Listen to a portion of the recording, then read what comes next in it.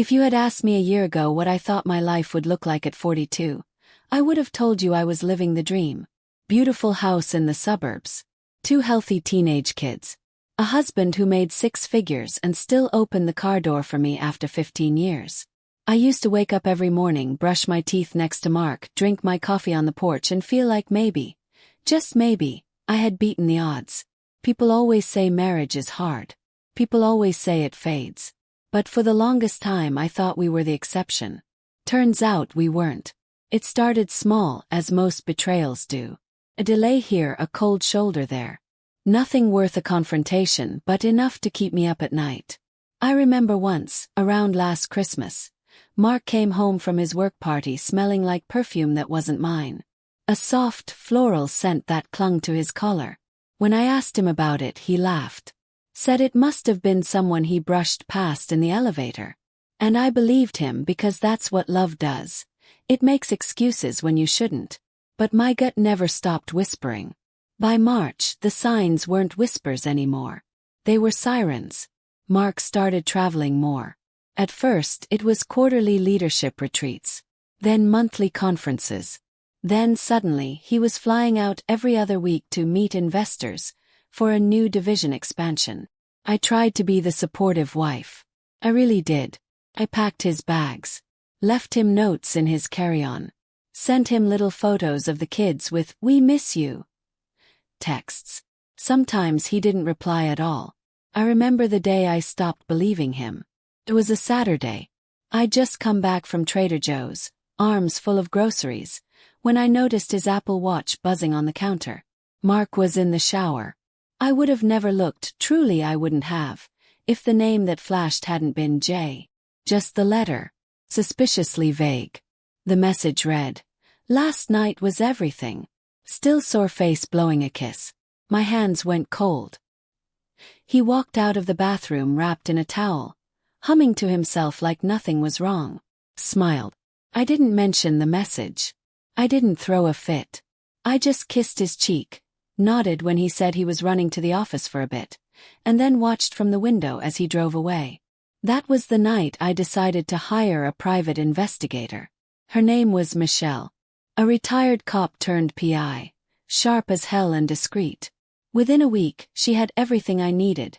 Photos of Mark leaving a hotel with a young brunette, holding hands. Screenshots of dinner reservations made with a credit card I didn't know he had. A recording of him telling the hotel concierge, "Put it under Jessica Monroe." Jessica, 29. Worked in the marketing department. Blonde. Instagram full of motivational quotes and bikini selfies. She even had a highlight reel labeled "Work Life," featuring boomerangs of team lunches and office happy hours. And there, in one of them, I spotted the back of my husband's head, arms slung casually over the booth behind her. That night I didn't cry. Not at first. I sat in bed with a glass of red wine, scrolling through Jessica's page, studying her face like it held the answers. I zoomed in on her smile, her skin, the way she posed like she owned the world. My chest felt tight, but not with jealousy. It was something colder, something sharp. Rage maybe. Or humiliation. He chose her. After 15 years, 2 kids, 6 Christmases in Vermont, and 3 miscarriages. He chose her. I wanted to scream. I wanted to burn his clothes and throw his phone in the pool. But what I wanted more than anything was for her to feel what I felt. Not just pain. Collapse. The unraveling of everything she thought she had. So I came up with a plan. First, it sounded insane even to me. But the more I sat with it, the clearer it became. Mark was due for a big promotion, and the company had been grooming him for an executive position. A man in his shoes had to appear stable, family-oriented. So I played along. I cooked dinner. I initiated sex. I laughed at his jokes. And one evening, over homemade carbonara, I said, "What if we renewed our vows this summer?" He blinked. "What? Our anniversary's coming up. 15 years. Wouldn't it be nice? Just something intimate. Backyard thing. We could invite close friends, family. Celebrate everything we've been through." He looked surprised. Maybe even a little touched. And that's the thing about liars. They're always flattered when you believe them. By April I'd hired a planner. Real one. No expense spared. We rented a vineyard outside Santa Barbara. Classy, understated, elegant. I had custom invitations printed. The guest list included our best friends, his co-workers, and one very special +1 named Jessica Monroe. I made sure she was invited as a close friend of Mark's. I knew she'd come. She couldn't resist the temptation. The chance to see the wife up close, to feel superior in her tight dress and false sense of control. And just to twist the knife a little deeper, I reached out to her. Under the guise of getting to know Mark's colleagues better, I messaged her. Suggested coffee. She agreed almost too eagerly. We met at a little cafe downtown. She wore tight jeans and too much blush. Talked too fast. Laughed too loud. But she didn't recognize me as a threat. I was just the older wife trying to cling to relevance. She didn't know I already knew everything. We met 3 more times. Once for lunch, once to get our nails done, and once to shop for wedding decor. She offered opinions on flowers. Told me peonies were too old-fashioned. She even sent me links to dress boutiques she liked. Said she'd always dreamed of being a wedding planner. Smiled. Took notes. Played the grateful fool. Meanwhile, Michelle the PI helped me gather more dirt. Photos. Voicemails. Few videos. I rented a projector and a small screen under the guise of a family slideshow for the reception. Told the planner it would be a surprise for our guests. And all the while Mark had no clue. Sometimes he'd walk into the living room while I was finalizing seating charts and wrap his arms around me like nothing had changed. I'd let him. I'd even lean into his kiss. But deep down I was already gone. The woman he thought he married had died the moment he chose Jessica. I wasn't rebuilding a marriage. I was building a stage. And very soon it would be showtime. The morning of the vow renewal felt surreal. The vineyard was glowing under the California sun, every row of grapevines trimmed to perfection. White roses lined the aisle. Gold-trimmed chairs were arranged in neat arcs. Soft jazz floated through the air from a live quartet. If you didn't know better, you'd think it was the happiest day of a couple's life. But I knew better. I stood in the bridal suite, staring at myself in the mirror. The dress I'd picked was simple. Off-white satin, low back, long train. Classy. Mature. The kind of elegance only time can teach. My hair was pinned in a loose chignon, a few wisps falling purposefully around my face. The makeup artist had done wonders with my eyes. Smoky, knowing, dangerous. I didn't look like a woman renewing vows. I looked like a woman burying something. "Ready, Mrs. Halston," my planner chirped, stepping in with a clipboard. Smiled. "Ready as I'll ever be." Meanwhile, Mark was somewhere outside taking pre-ceremony photos with our kids and his best man, completely unaware of what was coming. I had sent him a gift earlier that morning, a leather-bound journal I filled with 15 fake letters, each dated from different milestones in our marriage.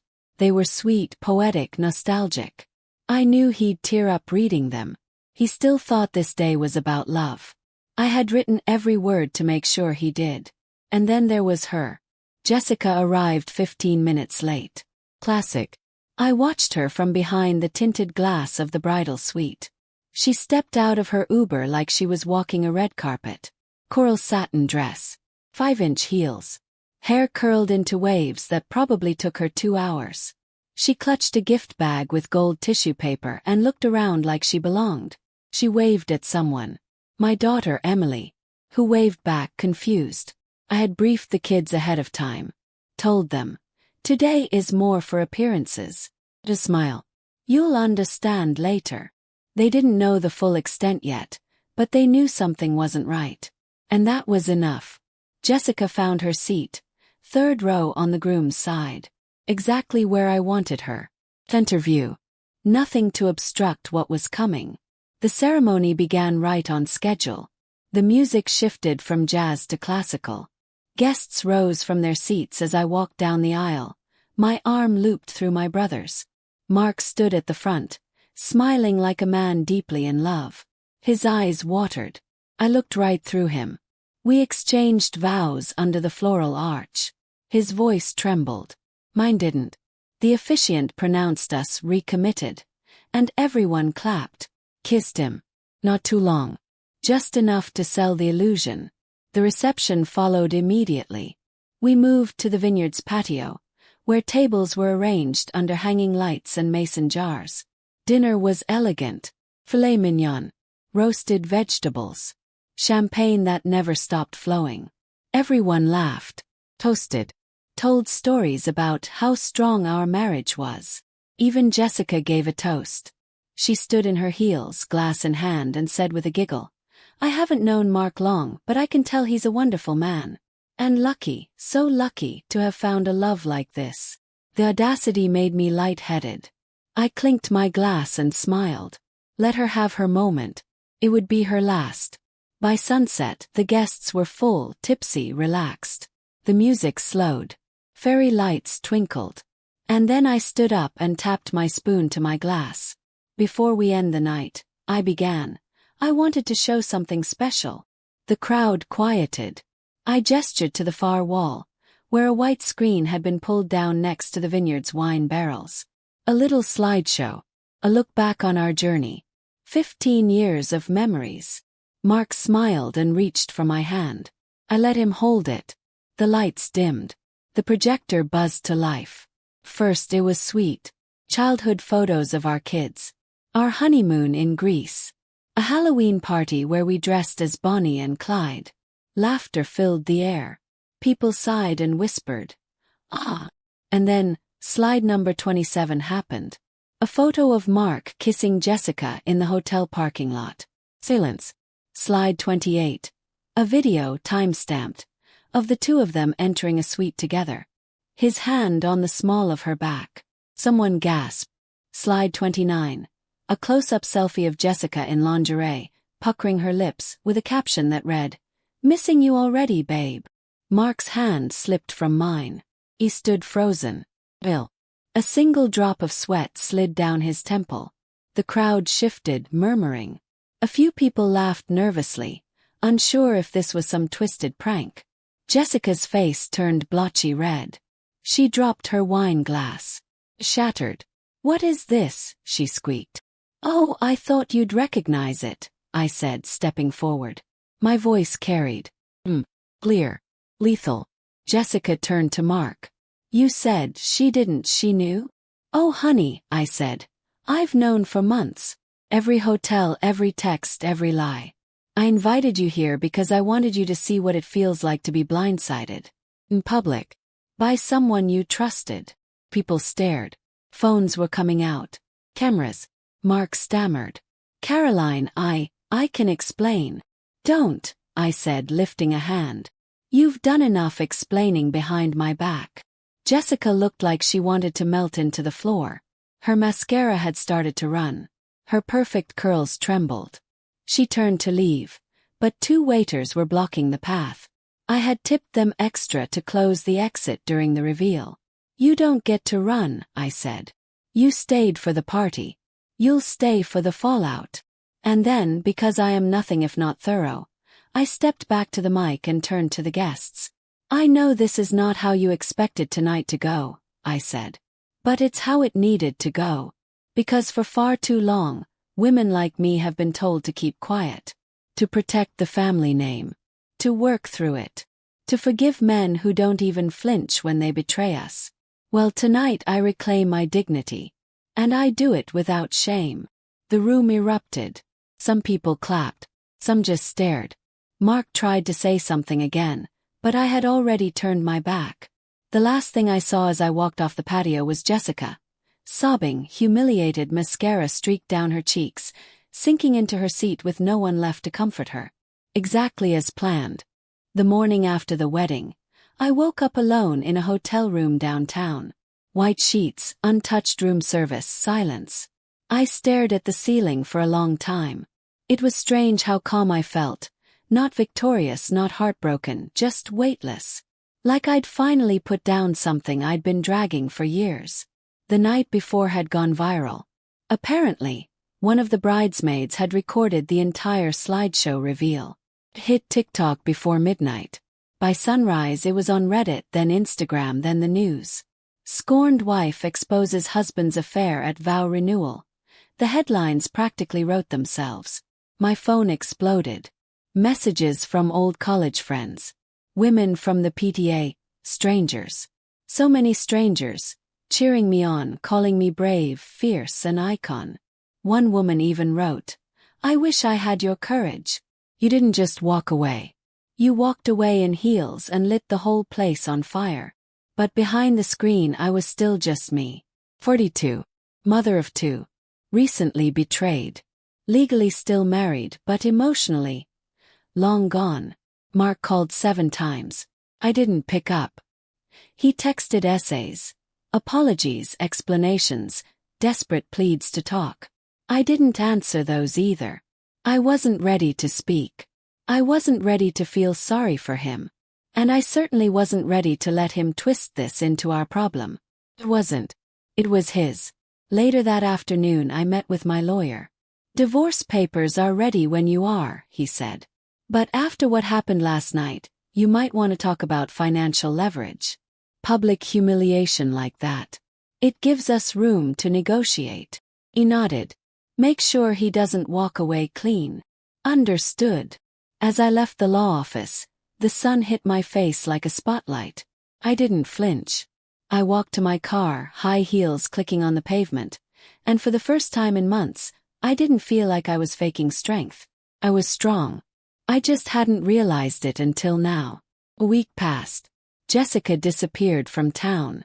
I heard she quit her job, shut down her social media, moved back with her parents in Nevada. Let her start over. Somewhere far away. Somewhere quiet. Mark, on the other hand, stayed local. I imagine he thought I'd cool off. That I'd let it go.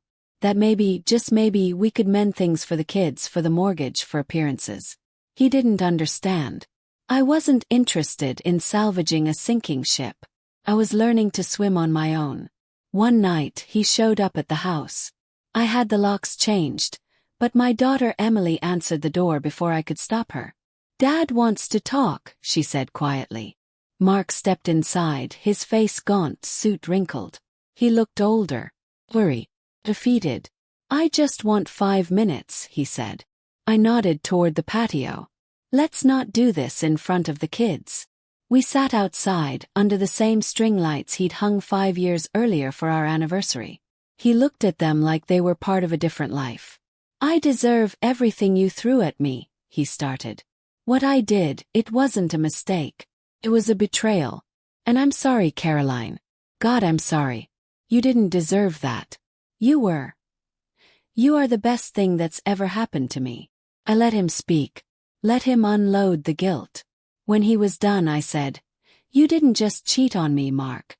You erased me. Every time you lied, every time you looked me in the eye and told me nothing was wrong, you chipped away at who I was. I thought I was losing my mind. Turns out I was just losing you." He didn't respond. What could he say?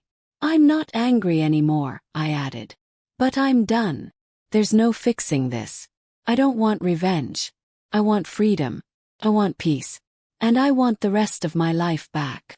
He nodded slowly. His glassy. "So that's it. That's everything." He left quietly. I didn't watch him go. 6 months later, the divorce was finalized. Kept the house, the kids, half his retirement. All fair. But more importantly, I kept my voice. And I started using it. I launched a blog, Unquiet Wife, where I wrote about the things no one prepares women for. Infidelity, anger, reclaiming identity, the power of no. Started small, then grew. Hundreds of emails. Then thousands. Women who had been quiet too long. Women who saw themselves in me. I started speaking at events, book clubs, even a women's conference in Chicago. I wasn't just telling my story. I was giving others permission to tell theirs. And somewhere in that journey, I found something better than closure. Found purpose. One night, after a long talk with my daughter about college applications and heartbreak, I sat on the porch and thought about who I'd become. Not a victim. Not a perfect wife. Just a woman who chose herself. Loudly, boldly, without regret. Would I do it all again? Maybe not exactly the same way. But would I stand up, walk away, and burn the lies to the ground? Every single time. Because sometimes the most powerful thing a woman can say isn't, "I forgive you." It's, "I remember who I am." And I remembered.